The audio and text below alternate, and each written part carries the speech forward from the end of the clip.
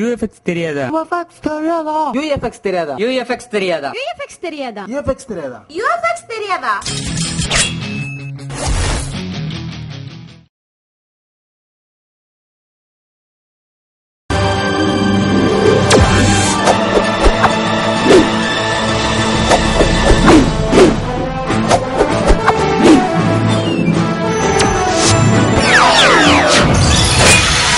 நீங்கள் பார்த்துக் கொண்டிருப்பது AJK டிவியின் புதுவை மாலை.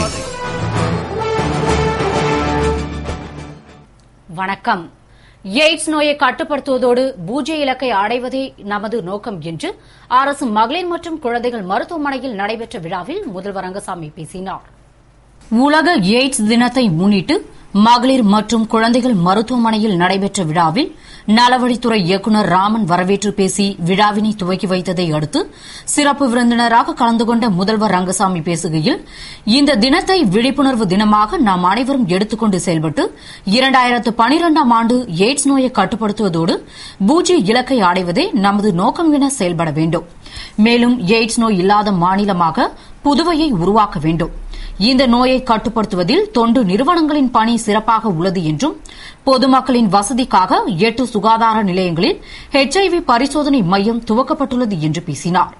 விழாவில் எய்ட்ஸ் கட்டுப்பாட்டு சங்கத்தின் இயக்குநர் குருமூர்த்தி, மருத்துவ கண்காணிப்பாளர் கோவிந்தராஜ் உள்பட பலர் கலந்து கொண்டனர். விழாவில் சமூக தொண்டு நிறுவனம் சார்பில் எய்ட்ஸ் விழிப்புணர்வு பிரச்சார ஊர்தி பயணத்தை முதல்வர் ரங்கசாமி துவக்கி வைத்தார்.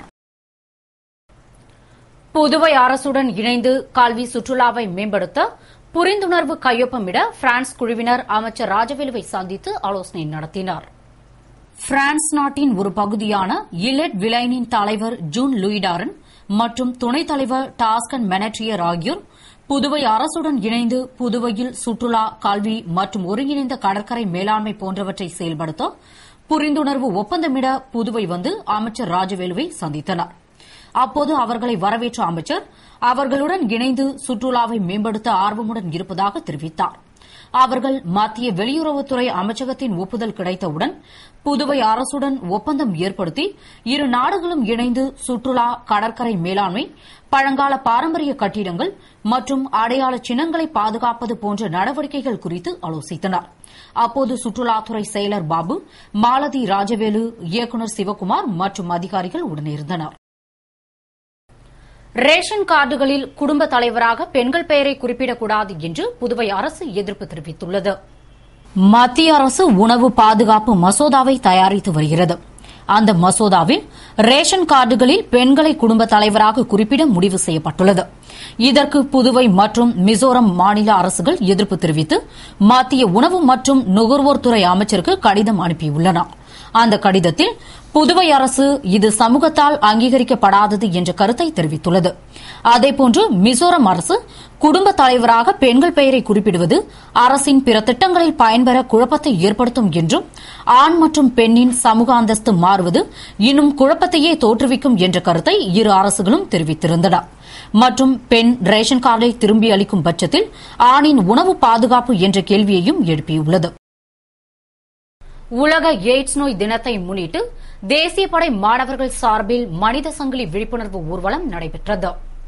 புதுவை தேசிய மாணவர் படையின் விமானப்படை, கப்பற்படை, NCC ஆகிய பிரிவின் சார்பில் உலக எய்ட்ஸ் தினத்தை முன்னிட்டு மகளிர் மற்றும் குழந்தைகள் மருத்துவமனை அருகே எய்ட்ஸ் விழிப்புணர்வு மனித சங்கிலியை நலவழித்துறை இயக்குநர் ராமன் கொடியசைத்து துவக்கி வைத்தார்.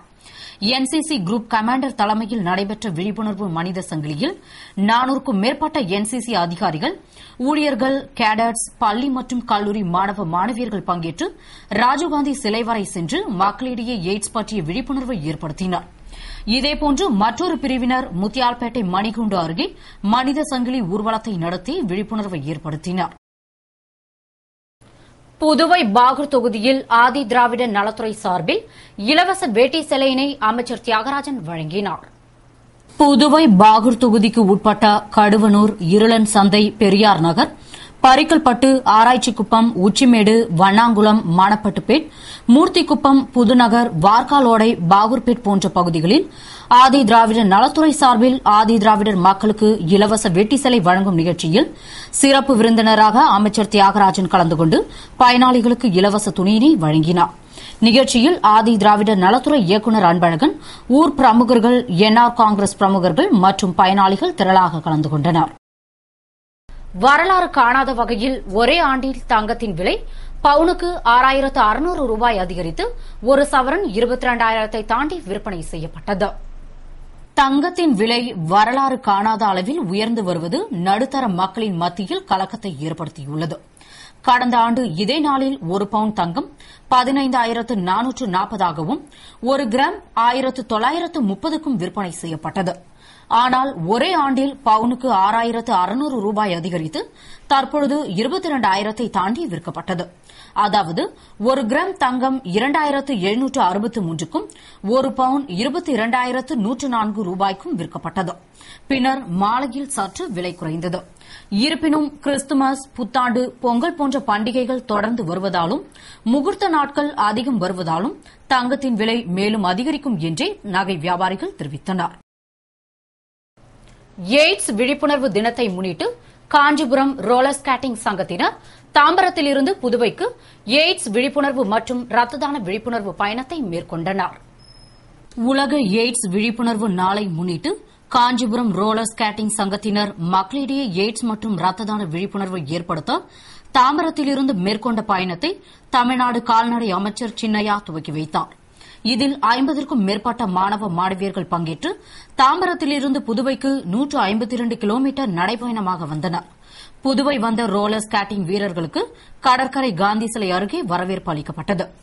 மக்களிடையே விழிப்புணர்வு ஏற்படுத்தும் வண்ணம் நடைபெற்ற நடைபயணத்திற்கான ஏற்பாட்டினை சங்க செயலாளர் மற்றும் பயிற்சியாளர்கள் செய்திருந்தனர். இத்துடன் செய்திகள் நிறைவடைகின்றன. வணக்கம்.